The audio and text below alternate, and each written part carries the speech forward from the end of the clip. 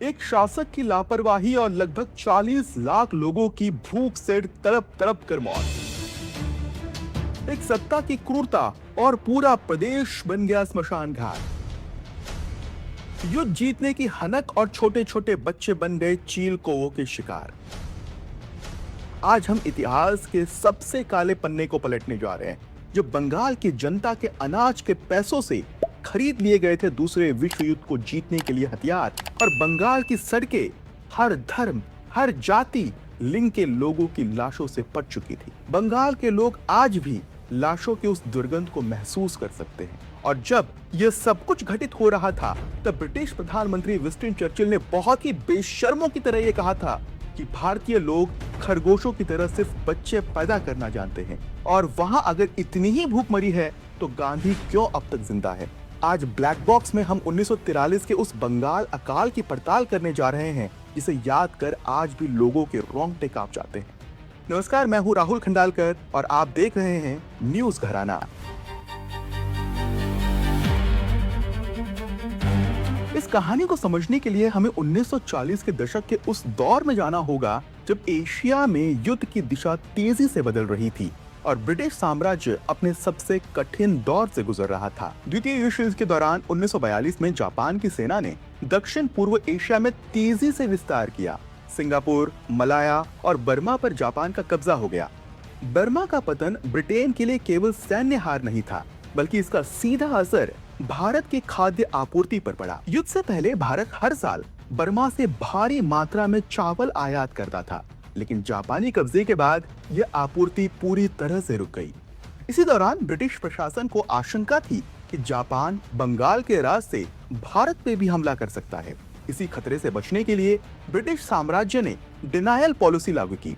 इस नीति के तहत बंगाल के तटीय इलाकों में नावों को जब्त कर नष्ट कर दिया गया, ताकि जापानी सेना उनका उपयोग न कर सके। करीब 67,000 नावों को हटाए जाने से मछली पकड़ने और खाद्य परिवहन की व्यवस्था पूरी तरह से चरमरा गई। इसी समय किसानों और व्यापारियों से चावल भी बड़ी मात्रा में जबरन जब्त किया गया। लेकिन जब पहले से कमजोर खाद्य व्यवस्था पर प्राकृतिक आपदा का प्रहार हुआ, तब स्थिति पूरी तरह से नियंत्रण से बाहर हो गई। 16 अक्टूबर 1942 को बंगाल की खाड़ी में आए भीषण चक्रवात ने बंगाल और उड़ीसा के तटीय क्षेत्रों को तबाह कर दिया। हजारों गांव नष्ट हो गए और बड़ी मात्रा में धान की फसल बर्बाद हो गई। समुद्री पानी खेतों में भर जाने से खेती की जमीन लंबे समय तक अनुपयोगी हो गई। खाद्य उत्पादन घटने लगा, लेकिन उसी समय अनाज की जमाखोरी और कीमतों में तेजी से वृद्धि होने लगी। जिन लोगों की आय पहले से समाप्त हो चुकी थी, वो भोजन खरीदने में असमर्थ हो गए। धीरे धीरे ग्रामीण आबादी शहरों की ओर पलायन करने लगी। कोलकाता की सड़कों पर भूख से तड़पते लोगों की संख्या बढ़ती चली गई। लोग कुपोषण और बीमारियों से मरने लगे। कई रिपोर्टों के अनुसार प्रशासन को शव उठाने के लिए एक अलग सी टीम बनानी पड़ी। 1943 तक यह स्थिति भयावह अकाल में बदल चुकी थी, जिसमें लाखों लोगों की जान चली गई। इतिहासकारों के बीच इस बात पर लंबे समय से बहस होती रही है कि इस त्रासदी के लिए आखिरकार जिम्मेदार कौन था। उस समय ब्रिटेन के प्रधानमंत्री विंस्टन चर्चिल थे। आलोचकों का कहना है कि ब्रिटिश सरकार ने भारत के लिए अनाज का आयात को पर्याप्त प्राथमिकता नहीं दी थी और उपलब्ध जहाजों का उपयोग युद्ध के अन्य मोर्चों पर किया गया। इतिहास में दर्ज चर्चिल के कुछ बयान भी विवाद का विषय बने रहे हैं, जिनमें उन्होंने भारतीय लोगों के बारे में कठोर टिप्पणियां की थी और अकाल की गंभीरता पर अमानवीय सवाल भी उठाए थे। आज भी कई इतिहासकार मानते हैं कि युद्ध की नीतियों और प्रशासनिक निर्णयों ने इस संकट को और गहरा कर दिया था। 1943 का बंगाल अकाल हमें ये याद दिलाता है कि युद्ध केवल मोर्चों पर ही नहीं लड़ा जाता, उसके फैसलों की कीमत अक्सर आम नागरिकों को चुकानी पड़ती है। लेकिन एक सवाल आज भी इतिहास के सामने खड़ा है, क्या ये त्रासदी टाली जा सकती थी?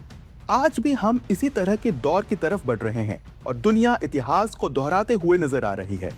आपकी क्या राय है, हमें कमेंट बॉक्स में जरूर बताएं। अगर ये वीडियो पसंद आया हो तो लाइक और शेयर करना ना भूलें। इसी तरह के वीडियोस के लिए न्यूज घराना को फॉलो और सब्सक्राइब कर हमारा मनोबल बढ़ाएं।